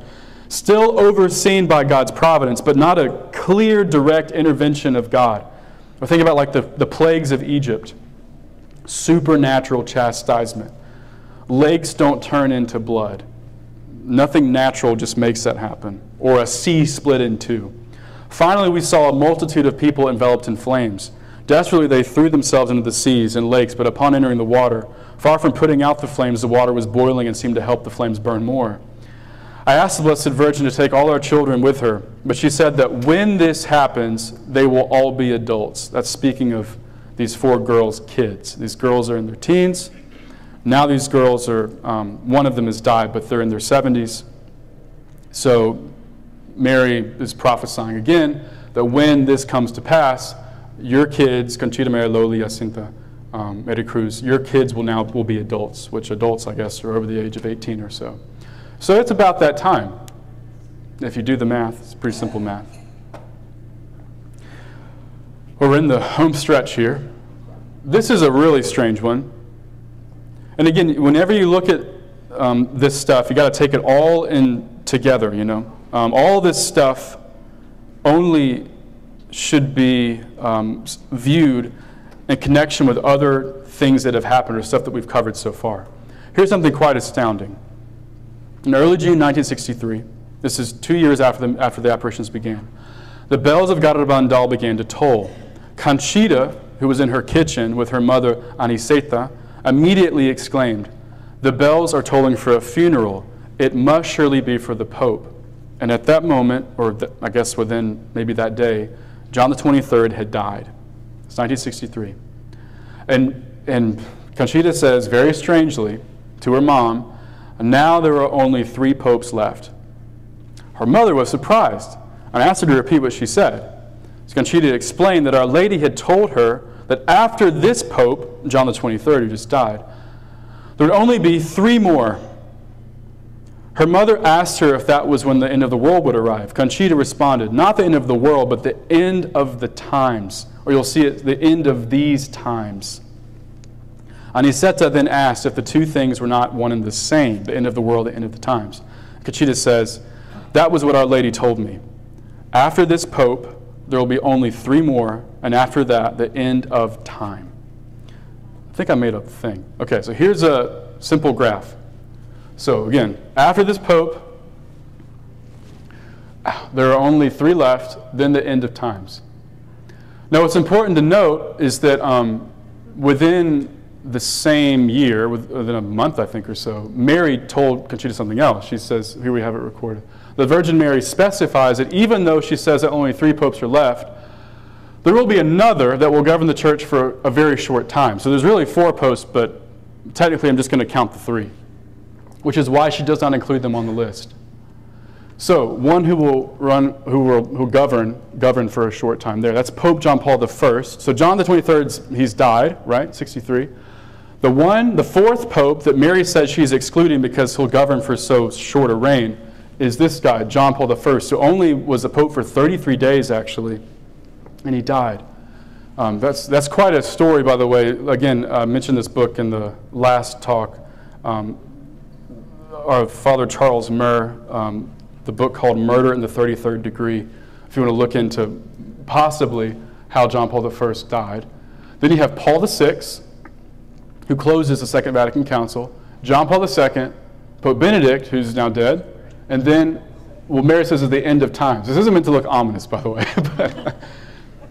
So Mary says, reportedly, in this prophecy, that now we've had our 3 popes. Really, we've had 4, but we won't count him. And now we're in that period Mary describes. So I think the thing to keep in mind is there's a Spanish priest who wrote a dissertation on Garabandal that pointed this out, I think is very wise of him, is it doesn't imply necessarily that it means that he's not the Pope. Because what Mary is saying is that you'll have 3 more popes, comma, then the end of times will begin. So it's not that you can conclude necessarily from Mary's words to Conchita that he's not the Pope, although it is quite striking. All the stuff that surrounded his abdication is very curious. The cardinals at some point are going to have to clear up what in the world happened with that, if he was pressured or not, and if he's legitimately the Pope or not. I'm sure you've heard of people called Beni Plenists, or Sedevacantists isn't a good term because that applies back to Pope Pius XII, way back. But there's people who say that even though Francis was elected, it wasn't real. He's still been the sitting Pope. So once he's dead, now we don't have a Pope. People make that claim too. But I don't want to get in the weeds of all that. So it's kind of curious though, that conversation is coming up at this time. But it is not necessarily implied from Mary's words that just because we have this 4th Pope, that he's not the Pope. It just means that we're now in the papacy of the end of times, if you follow all the content. On November 13th, 1965, Conchita has her last apparition in the Pine Grove. She's 17, I think. And here's what Mary says to her. This is Mary's last apparition to Conchita. Conchita, tell me about my children. I have all of them under my mantle. I love you all very much, and I desire your salvation. Give all you can, and we will help you. Here she is again speaking on behalf of all of heaven. This will be the last time that you see me here, but I will be with you always and with all my children. Conchita, you should visit my son more often in the tabernacle. Why do you let yourself be led by your laziness and not visit him? He's waiting for you all, day and night. Conchita responded, how happy I am when I see you. Why don't you take me with you right now? Which is something that Lucia said, the 3 and the other 2 kids and Fatima too. Just take us with you now, please. You're so beautiful, and they feel so happy whenever you're in the presence of the Blessed Virgin Mother. Just take us to heaven now. And Mary responds, remember what I told you on your saint's day, which probably was her confirmation day. She told her something. When you present yourself before God, you must show him your hands filled with the good works you have done for your brothers and for the glory of God. In this moment, your hands are empty. It's kind of crazy, right? Because, for 4 years, Mary's been appearing to these girls, Conchita first and foremost, really. As I mentioned, over time, 2 of the girls just stopped having any ecstasies or locutions at all, while Mary Lowly and Conchita kept seeing, and they would get interior locutions and exterior locutions. But over time, it was just Conchita. And that last year, Conchita didn't have, there's just barely a few apparitions over the course of a whole year. But she had more interior stuff going on. And all this time, they've given, to Mary to promote this message. They've gone through all this battery of stuff. They've prayed the rosary probably 1,000,000 times and not eaten pan dulce when they could have because they just wanted to make a sacrifice for poor sinners. And Mary tells her quite starkly, your hands are empty. You've got nothing to show for yourself in heaven right now. Mary would know if her hands were full or not. So it's a really striking kind of call to action for Conchita right before she's to leave Garabandal, which she did very shortly after. Okay.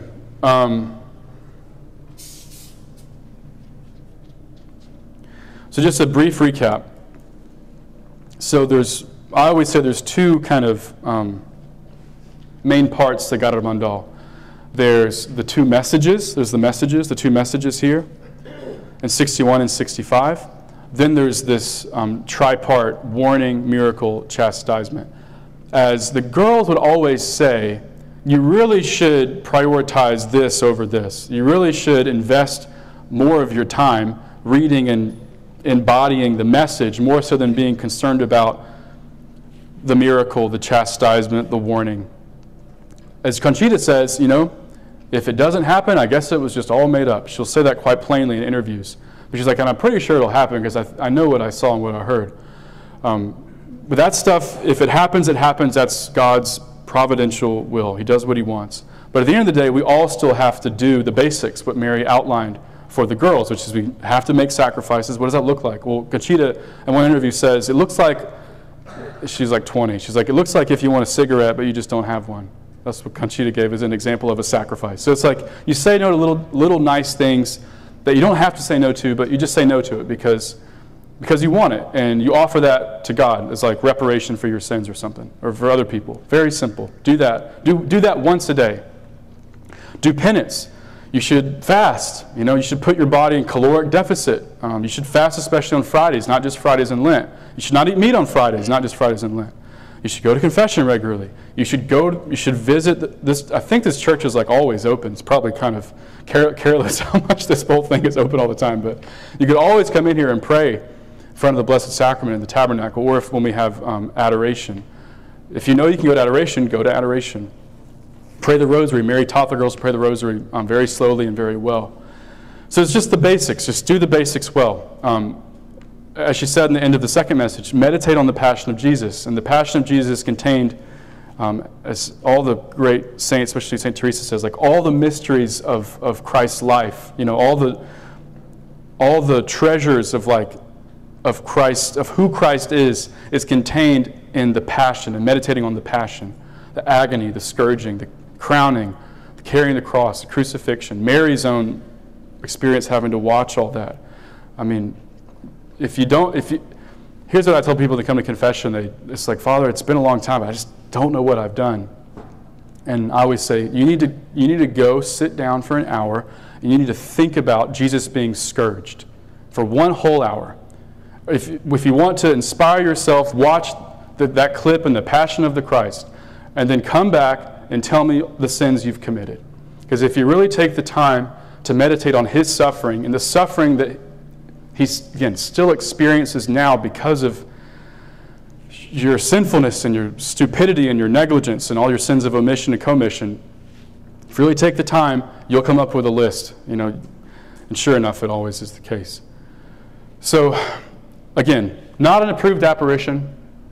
There's still elements, as you see now, that are awaiting fulfillment before it could be given the full stamp. But it stands as non-constant. It's still an open case. But these are the things that happened in Garabandal between 61 and 65 that I was shocked to find out about just a few months ago. I've never heard anything about it ever. Certainly never heard about it in seminary. This is the kind of stuff that we never, ever talked about.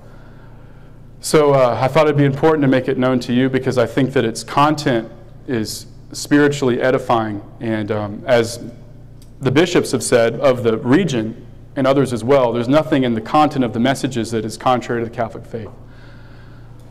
So we'll stop there. So I could connect this to Akita. Maybe I'll give you the most salient. This is the last message of Our Lady of Akita. Mary appeared to a Japanese nun in the 70s. That's all you got to know. Here's what she said. This has full approbation by the local bishop, by the way. The work of the devil will infiltrate even into the church in such a way that one will see cardinals opposing cardinals, bishops against bishops. Again, look at any Catholic news, you're going to see this happening now.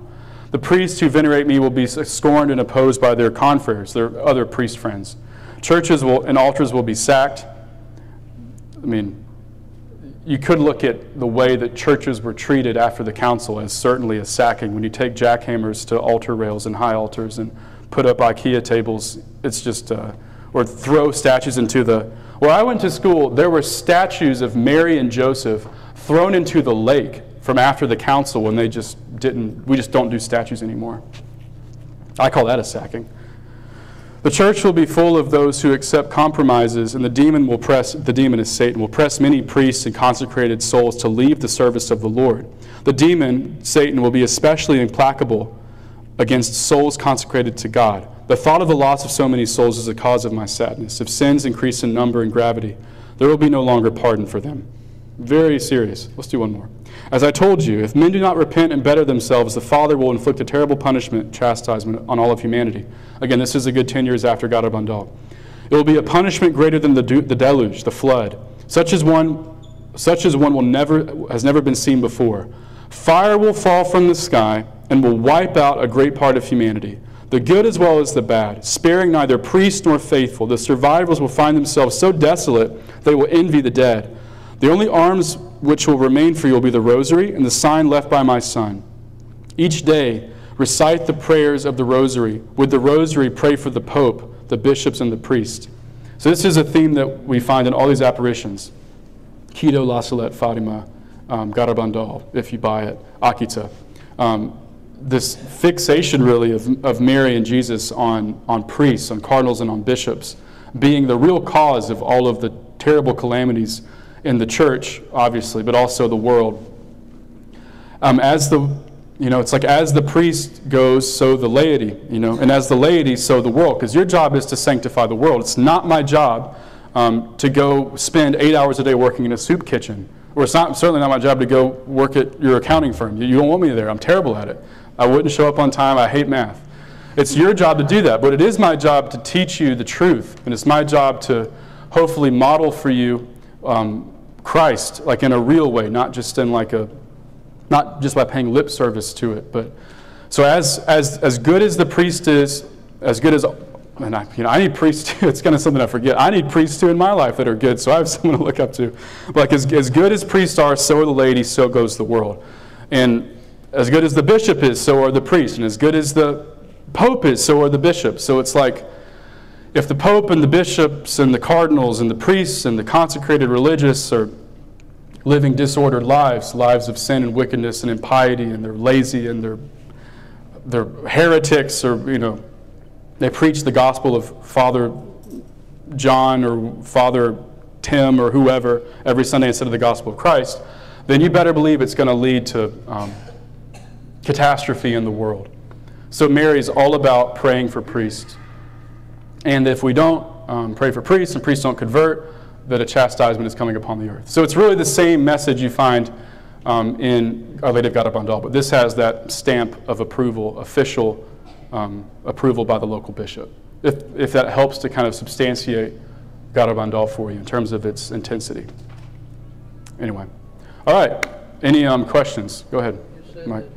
The lady is living in New York now? Sorry? The lady is living in New York? Conchita lives in Long Island. The other three are still alive? The other one died. Other two, I think they're both one's in Spain, I know that. The other one, I think, is in Jersey, maybe. But one of them married a New Yorker. That's right, yeah, Long Island. And they all married Americans, too. Who knows why, but they all married, like, American servicemen. And Conchita has, like, a few kids, and, she's not out there trying to peddle for money for this stuff. Like, she doesn't really talk much. She has a connection to a guy named Glenn Hudson, who runs at least a Facebook page called The Message of Garabandal, I think is what it's called. There's some kind of imposter pages, so I guess you can look out for that. But she'll say something once in a while like, hey, pray the rosary. It's very kind of typical stuff that you or I would say in terms of advice for people. But she's not, reporting to hear Mary talk every day and like writing it out and sending it in emails. She's just waiting. She says she's just waiting for the miracle. And she said very plainly, if it doesn't happen, I guess it's just all not real. She's very differentiated from the whole thing.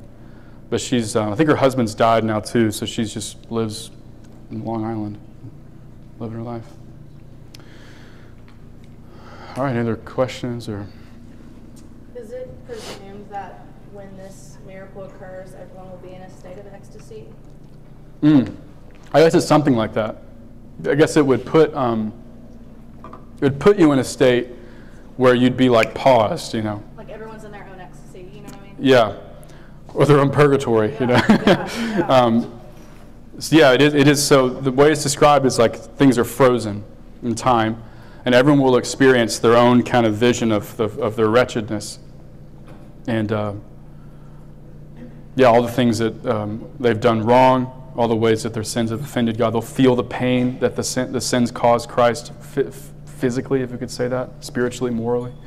So, but it will be an individual kind of experience in that sense that everyone will be aware of. Father, does this precede or follow the 3 days of darkness, or is that a thing? Yeah, I wanted to touch on that. I didn't really have a lot of time, but so she asked about the 3 days of darkness. 3 significant saints have talked about this, and those 3 are Blessed Anna Maria Taigi, Blessed Anne Catherine Emmerich, and then Pio as well. Though I think that there's some question about the legitimacy of that letter Pio wrote out, I think. I'm not sure. I haven't looked into it too deeply. But, and also Marie Julie Jeheny, which I know I butchered that. It's a French woman who's a stigmatist. But they all report that a day is coming in the modern era, our century, where there will be a darkness that will overcome the earth, and basically hell will be let loose. And it'll be like a darkness, not like I just turn the lights off, but like a pitch black darkness that will essentially be it's like a fuller kind of detailed form of the chastisement Mary describes in Akita and in Garabandal. So there seems to be an overlap between the chastisement and the 3 days of darkness. There was a darkness in one of the plagues, in Egypt. There was a darkness that Yahweh cast upon the land that was like pitch, utter blackness. So we know there's a biblical precedent for something like that.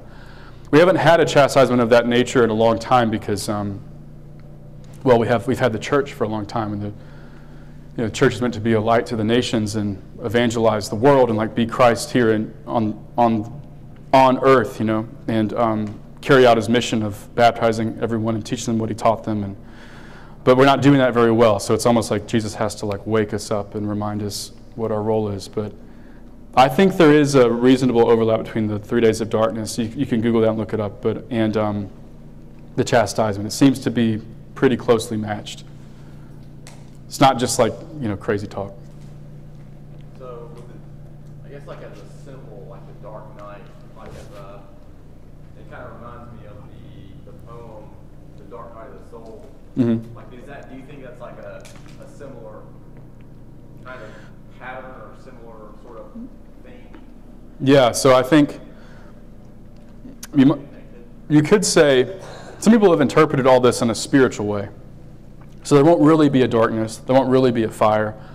Time won't really stop, but it's kind of like a symbolic interpretation of those things. Like it'll be like an interior darkness, a spiritual fire, all that kind of stuff. Maybe, I suppose. Although it seems like Mary, when she talks to kids in visions, it's always very explicit, Or if she says something kind of vague, she'll explain it usually later. Fatima's a good example of that. What we don't have in Fatima, by the way, is the explanation of the whole thing of the bishop dressed in white who's being shot by arrows and all that stuff. Like we don't have the second part of that secret to interpret it, which is why we're still debating if it happened or not, if John Paul II was that guy. But that's another topic. But it has that import. It has a spiritual import, but it also has a literal meaning too, which is darkness upon the earth, fire from heaven. Some describe in some of the visionaries like demons prowling about, like visibly, kind of like the veil being lifted back of all the stuff going on that we don't usually see, which is the fight between angels and demons over the souls of humanity. All that stuff would be made real. Like we'd see like the stage and all of its parts, So, yeah, Rocio. That you were talking about, she also mentioned something about the signs in the sky. What do you think that means? I don't know. Yeah, I saw that too. Signs. I know there was a sign predicted too by Our Lady of Fatima before World War II, I think it was. And I can't recall what that was supposed to be. I think there was some kind of. Does anyone know? Can anyone tell me? It was the Northern Lights. Okay. I think. Okay. Because they said before World War II, my mother told me that they could see the lights all the way down into Michigan. Which would be rare. Unusual, Yeah. very unusual. Yeah. And also, Father, there was and this is how much I know. I don't know. There was someone in the Old Testament who was sent to this really evil town, and he didn't want to go, and he told God he wasn't going, but God got him there anyway, and he went around and told everybody if they don't straighten up, God was going to destroy the place. And he did. They listened. Yeah. And he didn't. Yeah. So possibly maybe all this chastisement might be a Yeah, and it could be something conditional. You know, it's not. Mary seems to indicate that it doesn't have to happen, but she also speaks like it when it does. She says when it does happen, your children will be adults. So it's kind of strange. But she also seems to suggest that it could be avoided if I guess Russia converts, the church converts, people are evangelized, people go to confession. It's not like an inevitable thing, but the inevitability is, according to the apparitions, the warning and the miracle. And if that's still not enough, then the chastisement. But I'm not sure to see. I don't know. I wish I knew more about the sign thing. Anything else? So this is a small detail, but why is it that an angel cannot consecrate a host like a priest can? Yeah, there's probably a lot of reasons. What's the simplest reason? Well, it's like a million ways to get at this, but I'm trying to find like the easiest route. The priest makes sacraments, right? All priests are human males. That's the simplest way to put it. Jesus appointed human males to make the sacraments happen. So for an angel to do it, who's not a human, or neither has sex nor humanity, it doesn't have the power. Just like we don't have the power to do things that angels can do. There's certain things that we humans can do that they can't do, especially us priests can do that they can't do. Like angels can't absolve sins, confect the Eucharist. Only I or a priest could do that. So it's just the order Christ established. Why would this not be something you learned about in seminary? You caught that throwaway line. Does it need to reach that level of approval before they teach it? Oh, no. Sorry. He asked, why is this not something you would learn in seminary? And I hear that, and a million things go off in my head, but it's not that. It's that most of seminary is highly academic. Like I would never give a talk on this, like papers I had to write in seminary. Maybe I'll pull like 2% of it out and like unpack it. But it's graduate level, like philosophy, theology. It's kind of ivory tower stuff for the most part. It's good, and it's necessary, but there's little interest in seminaries in devotionals or piety. Things that we never talk about in seminary. Oh gosh, what a list. This could be a whole conference in itself. It would probably scandalize you. I mean, never talked about hell, actually. It's not that no one believed in it, it's just that it was just never talked about, like ever. I was in there for 7 years. Never talked about reparation. The idea that you could do stuff to repair the damage done by your sins for yourself and for other people. Never talked about Our Lady of Fatima, Lady of Quito, La Salette, no Marian apparitions. Never talked about Divine Mercy. Never talked about exorcism, angels. I had a class on angels and demons, but it was, again, super, it was philosophical. It wasn't theological even. All the stuff I guess you'd think a priest would know a lot about, it's not the stuff that you're taught formally in a classroom in seminary. So it's also because we don't really have priests teaching in seminaries much anymore.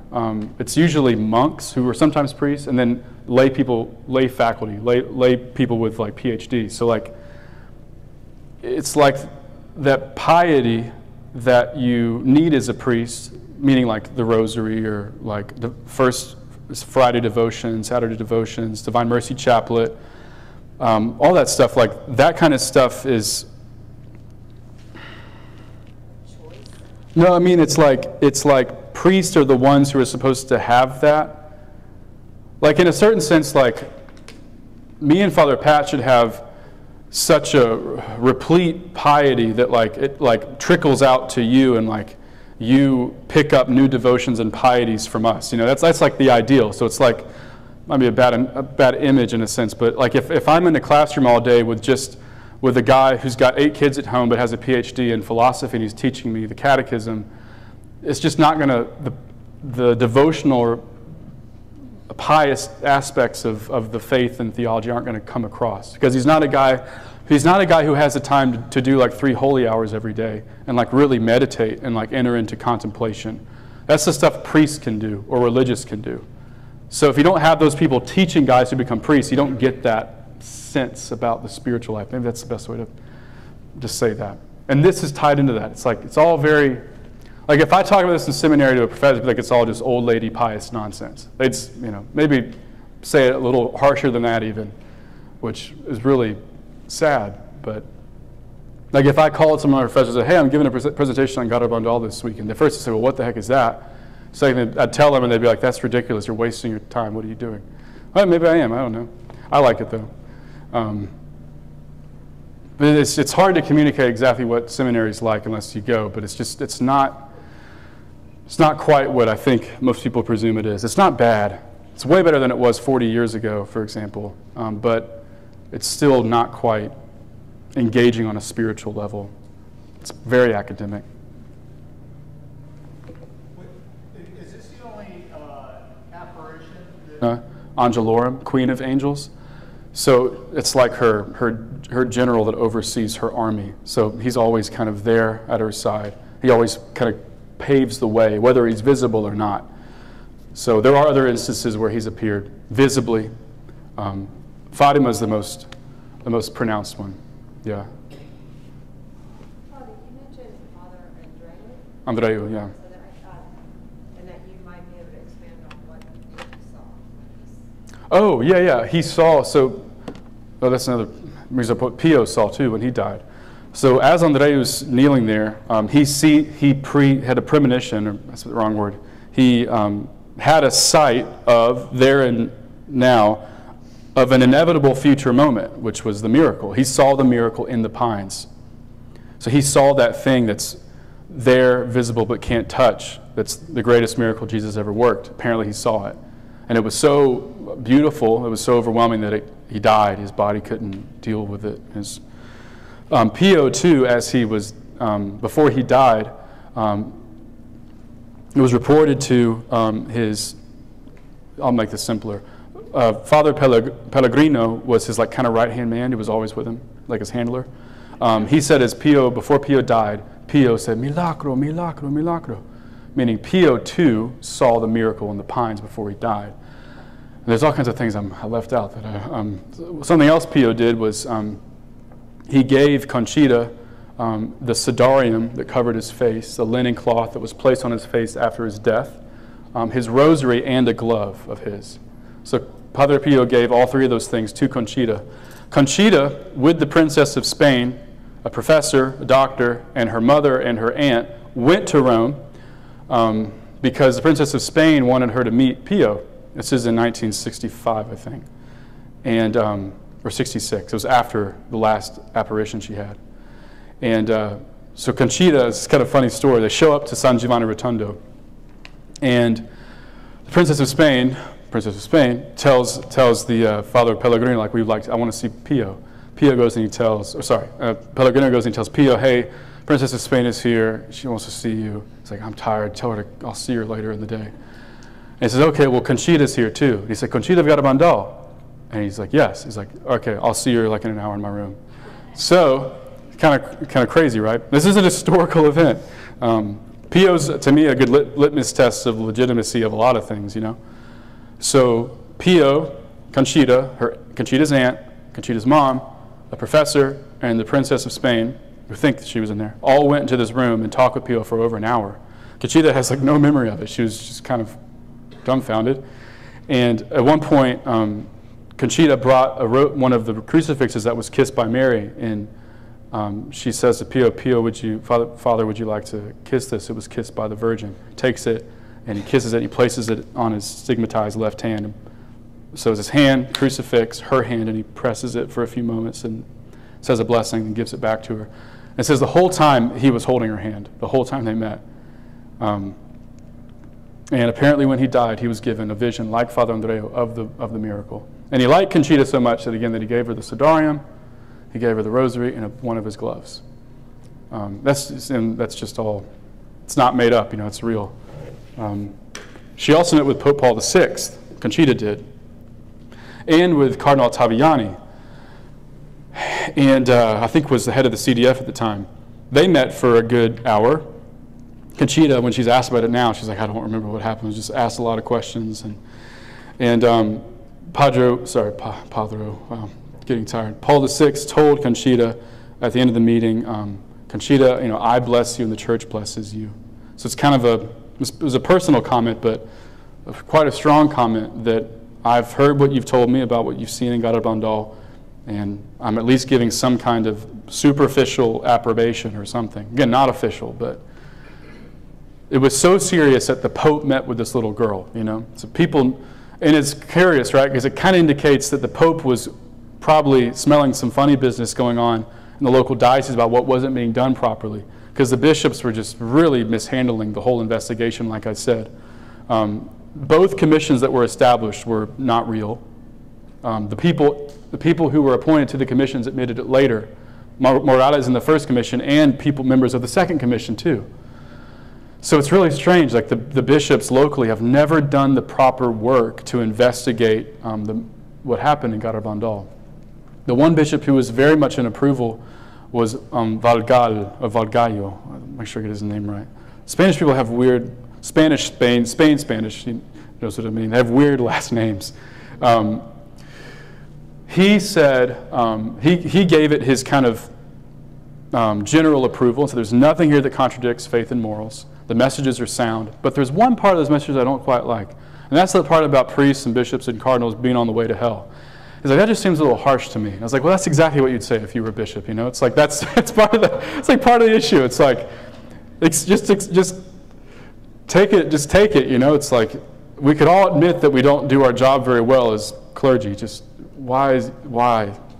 Anyway, but it still stands as not fully investigated. There seems to be no interest of the local diocese to look into it.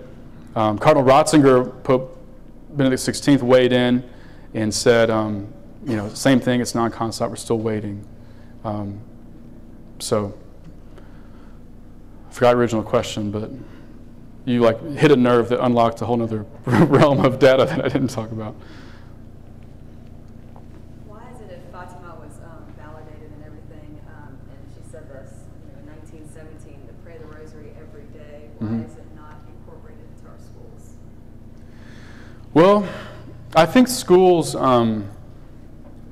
is offered regularly, adoration regularly, devotions are learned in the classroom, but also I think that a devotion like that, or really any devotion, should first have its roots in the home. It should be something given by who? The father. Fathers are, just saying, the majority of people here are not men. This is just the case. It's really unfortunate. Most men don't care about the spiritual life, and if you're a man and you're here, I'm glad you're here. But you go to any mass, at any parish, anywhere around the world, what's it full of? It's full of women. And women are great. I love women. It's not that. But it's really kind of strange when men have no presence in the church. It's really odd, So really, the dad should be the one to have and to instill a good piety in the home. But that just isn't the case. And I think something that should be done in all homes is praying the rosary daily. Why not? It doesn't take 15 minutes if you do it in a normal kind of pace. But yeah. So I'm not sure it's the role of the school per se, but it is certainly the role of the family to teach Marian piety. Again, thanks to all the dads that are here.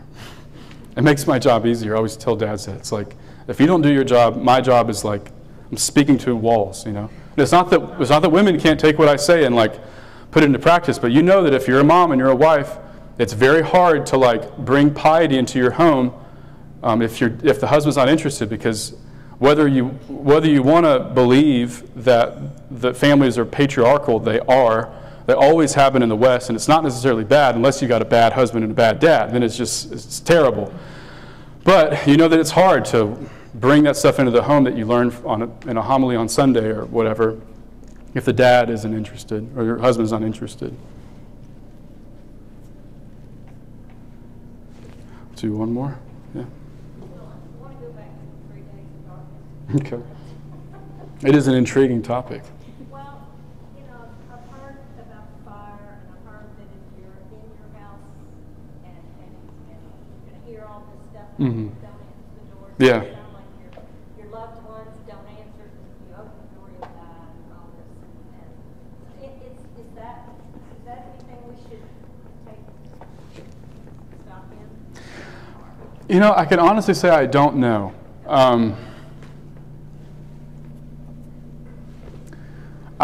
I just don't know. I think if you'd asked me a year ago, I'd say, no, it's, you know, I mean, now I'm just like, it doesn't hurt to have blessed candles. It's interesting that every Catholic family would have blessed candles before they got rid of Candlemas, before they got rid of the elaborate exorcism and blessing of candles that would happen on the eve of the presentation of Mary in the temple and the purification.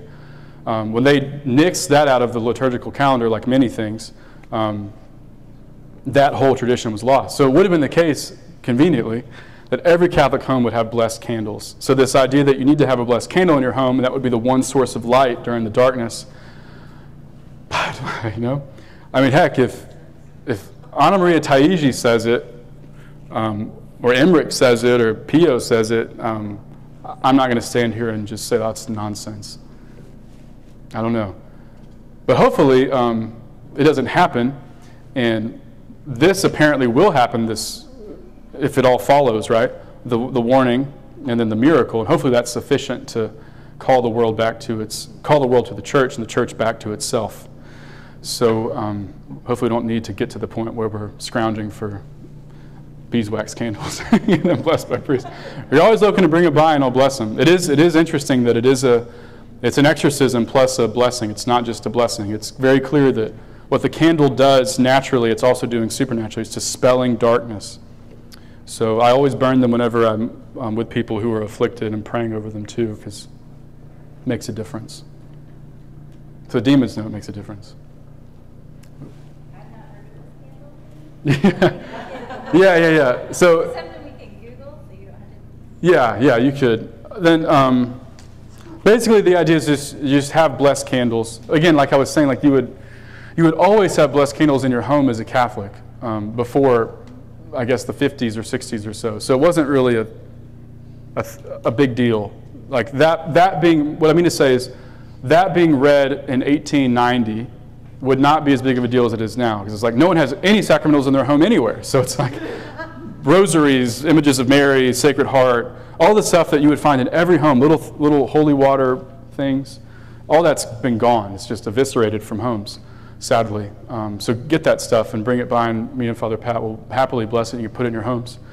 Just, it's like a church without statuary, or a church without stained glass, or a church without anything beautiful. It's like, what is this place? You know, it leaves you more confused than in awe. You're in awe of the confusion of like, was this? But the idea is that, again, that when the darkness comes upon the earth, if it comes, that you need a candle that's blessed, and only a blessed candle will be light to scatter the darkness in this perilous time of 3 days. That's the prophecy. What you need to do, if you want to look into this, and I think it's totally, I don't think it's a waste of time at all. You need to look up Anna Maria Taigi, Blessed Anne Catherine Emmerich. I'll move, that way you can all see it. And then Pio. Just put in those three names. You could just put Taigi, and then put darkness, and you'll get all kinds of stuff. Taigi. I'd be very cautious against things that get too detailed. To me, a really good giveaway of something that's not quite right is if it gets too detailed. It's like you got to have too much stuff. You know, it's got to be like this exact thing in this exact place. I'd be a little wary about that. That's not usually how it works. Even Mary in these apparitions, she speaks with some detail, but mostly just in generalities. I don't think Jesus is going to scourge a family who doesn't know about needing a blessed candle if this day comes when you need a blessed candle. And you know what I mean? I don't know. But you could look into it. You should look into it. It's kind of a bit of a hot topic right now. So Taigi, Emmerich, Pio, darkness, and you'll find all kinds of stuff. All right, well, it's 8:45. I got that nice early mass, which means it's going to be a rough day tomorrow.